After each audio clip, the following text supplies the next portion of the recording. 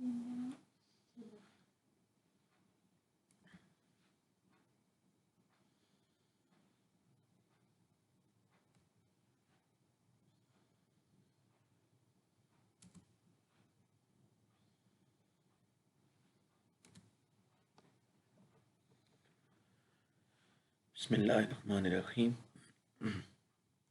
Orient college इस्लाम की तरफ से ऑनलाइन लेक्चर्स के सिलसिले में बीएससी पार्ट 1 फिज़िकल केमिस्ट्री के अगले लेक्चर के साथ मैं हाजिर खिदमत हूँ। लास्ट टाइम हमने हेल्महोल्ट्ज़ फ्री एनर्जी या वर्क फंक्शन के बारे में पढ़ा था। उसी सिलसिले में आज हम गिब्स फ्री एनर्जी के बारे में पढ़ेंगे। हेल्महोल्ट्ज़ फ्री एनर्जी की तरह गिब्स फ्री एनर्जी भी किसी थर्मोडायनेमिक सिस्टम की वो कैपेसिटी है जिसकी बिना पर वो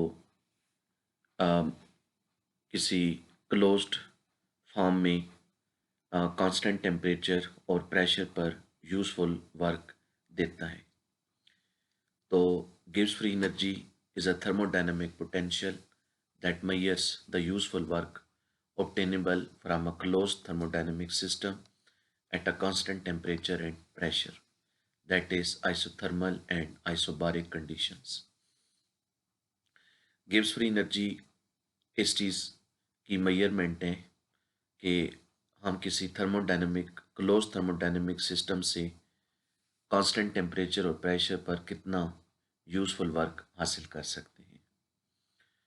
जो बेसिक डिफरेंस है हेल्महोल्ट्ज़ फ्री एनर्जी और गिब्स फ्री एनर्जी में वो ये है कि हेल्महोल्ट्ज़ फ्री एनर्जी वर्क को मेजर करती है एट कांस्टेंट वॉल्यूम और गिब्स फ्री एनर्जी वर्क को मेजर करती है eight constant pressure. Mathematically Gibbs free energy को डिफाइन किया जाता है इस इक्वेशन से G is equal to H minus T S.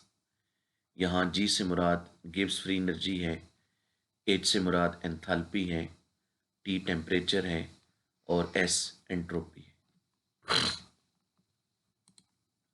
अब हम गिब्स फ्री एनर्जी की मैथमेटिकल ट्रीटमेंट की तरफ चलेंगे। तो हम कंसिडर करते हैं कि एक आइसोथर्मल प्रोसेस टेक प्लेस कर रहा है एट अ टेम्परेचर T।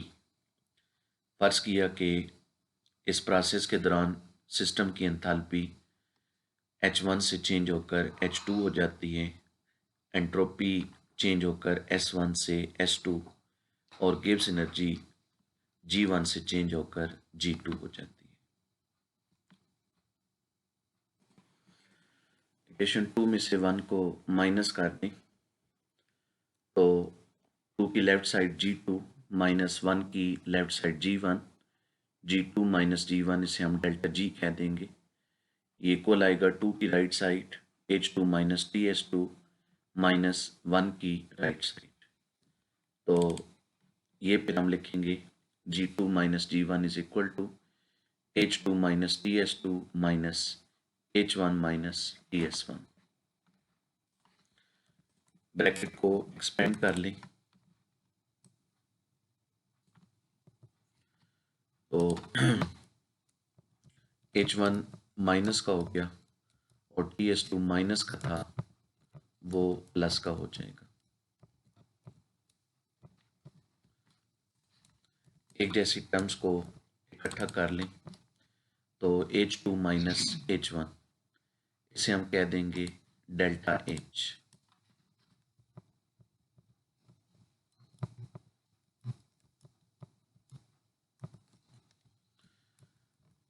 इन दो टर्म्स में से माइनस टी को कॉमन ले लें।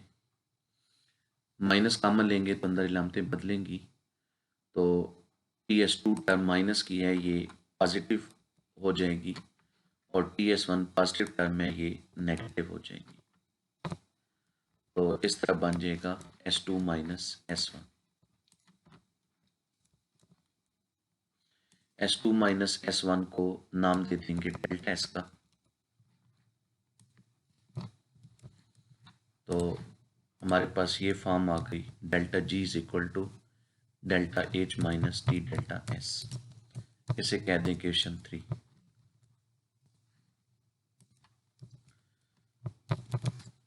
अब हम जानते हैं कि जो डेल्टा एस है एंड चेंज इन एंट्रोपी वो बराबर है Q ओवर T। और फर्स्ट लॉ ऑफ थर्मोडायनेमिक्स के मुताबिक जो Q है वो बराबर है delta E plus W।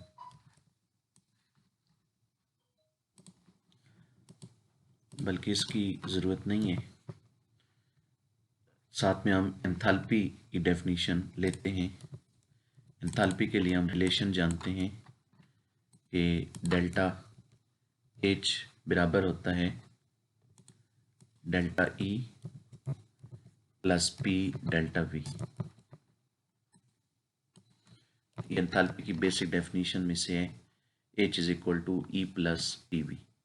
Pressure constant है तो डेल्टा सिर्फ V के साथ आएगा।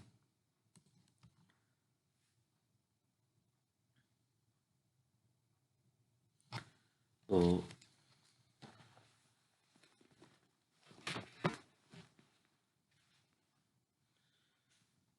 इक्वेशन 3 में ये वैल्यूज पुट कर दें। यहाँ पे हम ये भी लिखेंगे, T को दूसरी तरफ ले जाएं तो Q बराबर आएगा T डेल्टा S के।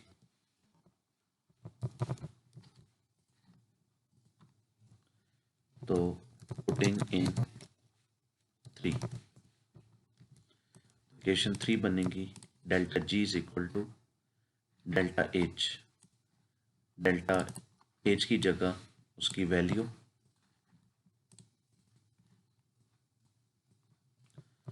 Delta E plus P delta V और आगे माइनस T डेल्टा S की जगह उसकी वैल्यू Q। ये दोनों वैल्यूज हमने पुट कर दी। इसे कह दें equation 4 of first law of thermodynamics.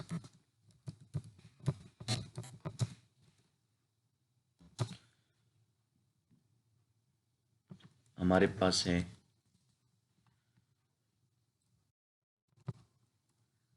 Q is equal to delta E plus W।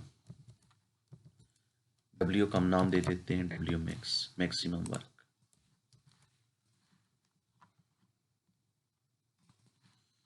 और Q को भी, या ठीक है ये इसी तरह चलने दें, इसे 4 में पुट कर दें, पुट इन 4।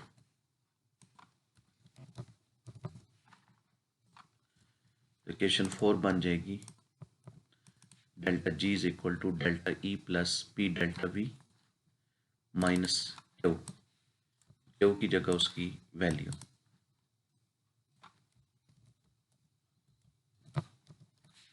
ये उसकी वैल्यू पुट की,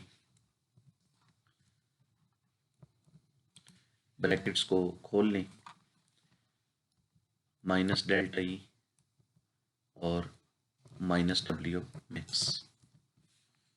ये आ गया, डेल्टा E और माइनस डेल्टा E कैंसिल हो जाएंगे तो बाकी आ जाएगा P delta V minus W max.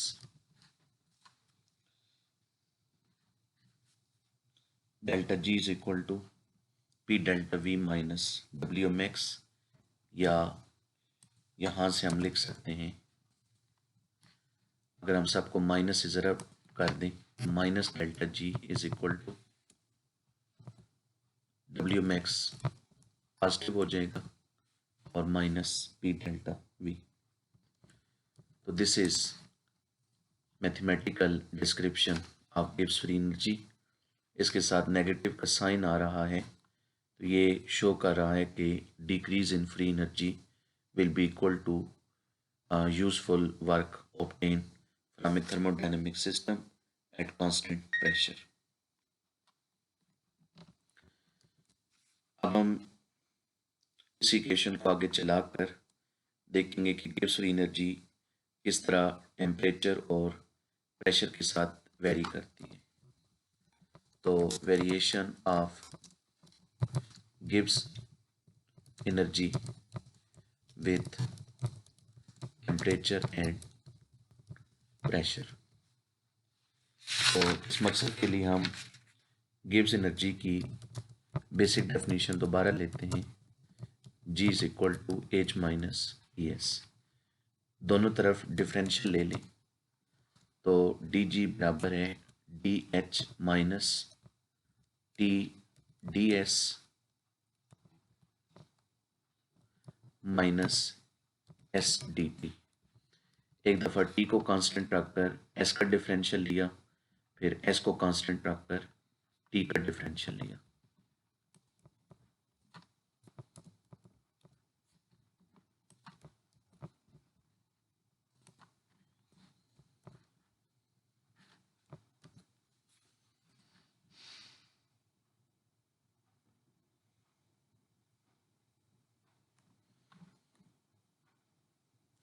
इससे पहले एक और काम करते हैं,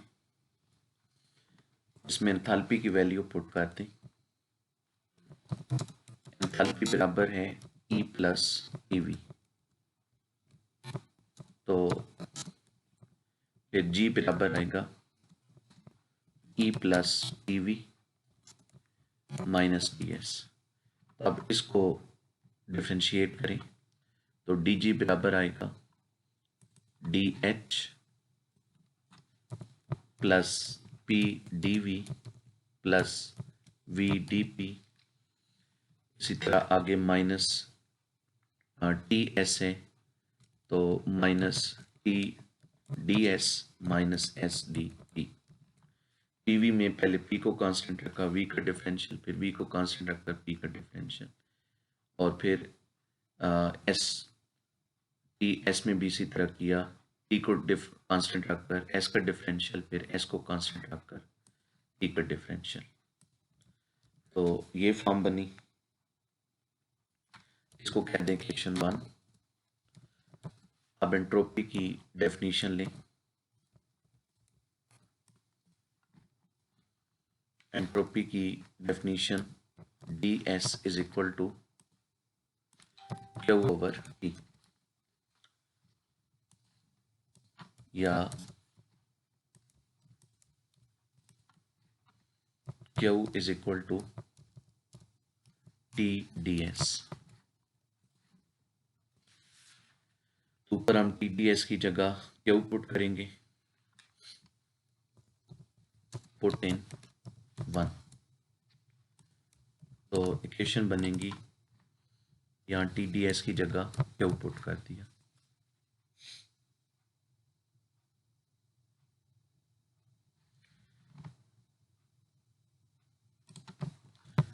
और फिर फर्स्ट लॉ ऑफ थर्मोडायनेमिक्स के मुताबिक जो क्यू है वो बराबर है डी ई प्लस डब्ल्यू, या डब्ल्यू की जगह पी डी वी। तो क्यू बराबर है D E plus P D V. तो इसे भी पुट कर दें, क्यू की ये वैल्यू यहाँ ऊपर पुट कर दें।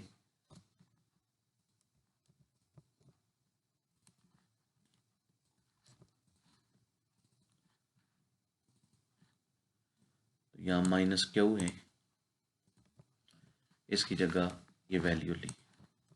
अगले स्टेप में ब्रैकेट को एक्सपेंड कर लें तो minus D E minus P D V आ जाएगा। अब इसमें जो टर्म्स कैंसिल होती हैं उन्हें कैंसिल कर दें तो P D V minus P D V cancel,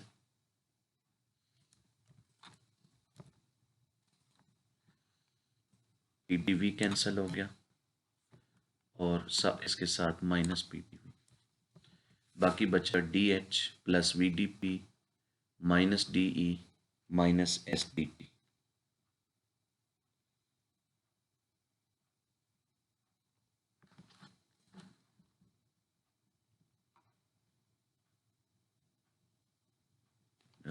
यहाँ एच क्यों आ रहा है,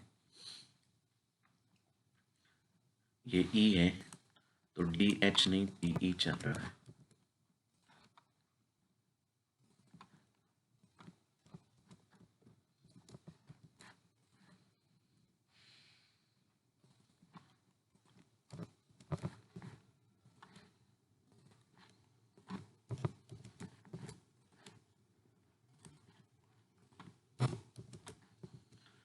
फिर DE और -DE भी कैंसिल हुई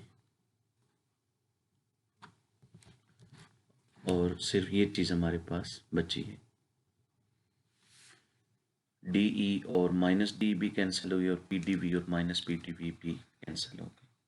हमारे पास आया DG is equal to VDP minus SDP। अब हम कंडीशन अप्लाई करते हैं। अगर टेम्परेचर कांस्टेंट हो तो फिर SDT वाली जो टर्म है वो ज़ीरो होगी। SDT would be equal to zero और ऊपर इक्वेशन बन जाएगी therefore DG is equal to VDP।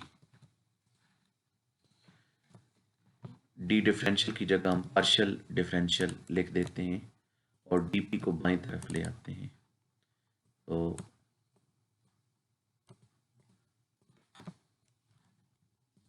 D की बजाय पार्शियल लिख दें, partial G over partial P is equal to V। और डिस्क्राइब करने के लिए कि टेम्परेचर कांस्टेंट है, इसके सबस्क्रिप्ट में T भी लिख देते हैं। Partial G over partial P is equal to V। यहाँ से हम डिस्क्राइब कर सकते हैं कि रेट ऑफ चेंज ऑफ गिव्स energy with pressure is equal to volume. Pressure के लिहाज से गिव्स एनर्जी में जो चेंज आएगा वो वॉल्यूम के इक्वल होगा। अब हम दूसरी कंडीशन लेते हैं, कांस्टेंट प्रेशर। जब प्रेशर कांस्टेंट होगा तो फिर ये पहली टर्म ज़ीरो होगी, VDP वाली। VDP would be equal to zero. तो इक्वेशन बन जाएगी DG is equal to minus SDT। DT को बाईं तरफ ले जाएं और D की जगह पार्शियल सिंबल ले लें।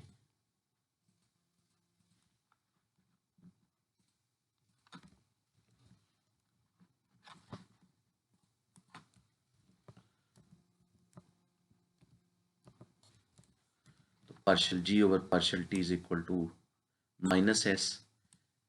बताने के लिए प्रेशर कांस्टेंट है, सबस्क्रिप्ट में P लिखते हैं। Partial G over partial T at constant P is equal to negative S।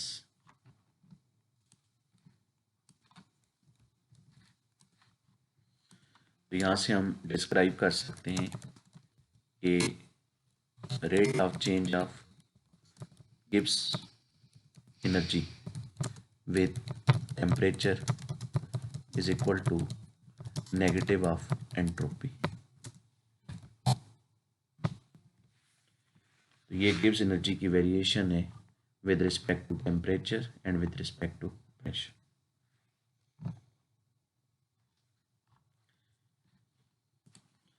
इसके बाद अगला है वेरिएशन ऑफ गिव्स एनर्जी अंडर आइसोथर्मल कंडीशन।